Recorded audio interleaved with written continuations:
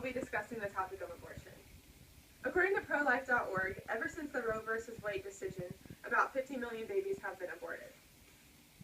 Politics say a baby is property, doctors say a baby is a ball of matter, but God says a baby is a child. Taking a deep look into these three spectrums will help better understand the reasons why abortion is wrong. I'm going to talk about why it's wrong politically, medically, and spiritually.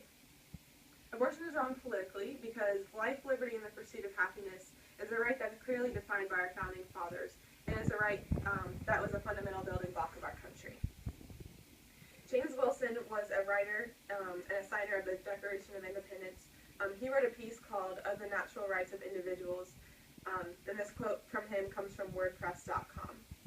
He said, "With consistency, beautiful and undeviating human life, from its commencement to its close, is protected by the common law. In the contemplation of law, life begins when an infant is first able to stir in the womb. By law, life is protected not only from immediate destruction, but from every degree of actual violence, and in some cases, every degree of danger." What James Wilson is saying here is that life is from conception to death, and that life is protected by law and all other degrees of danger that entails. This quote is significant because it shows where America started and where I believe it needs to get back to. Abortion is hurting us economically. If it had never been legalized, the ratio difference between the baby boomers and the young people that we have now wouldn't be so unbalanced. Because of this unbalance, Social Security benefits are affected, and that's the reason why the economy is hurting so badly.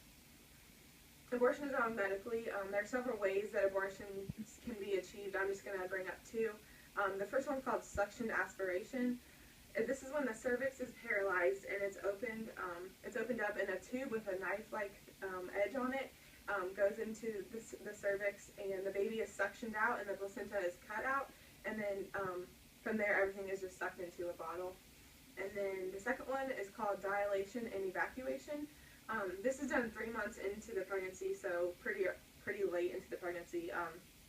This is when the cervix is dilated, and the abortionist uses a tool. It's kind of like pliers, and they go into the cervix, and they grab onto a limb or like an arm or leg, and twist it and tear it from the body, and then they do that until all the body is taken out, and the last thing to come out is the head. They crush that and take that out, and this comes from PREE.org.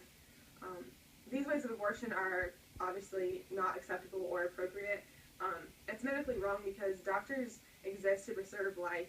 How can they do the exact opposite of what their job description is? Studies have shown that the majority of women who have an abortion carry psychological effects with them for the rest of their life, so it's not just physically, but it's psychologically also. Abortion is wrong morally. I'm going to read from Psalms 139:13 through 16. It says, "For you were created in my inmost being. You knit me together in my mother's womb. I praise you because I am fearfully and wonderfully made.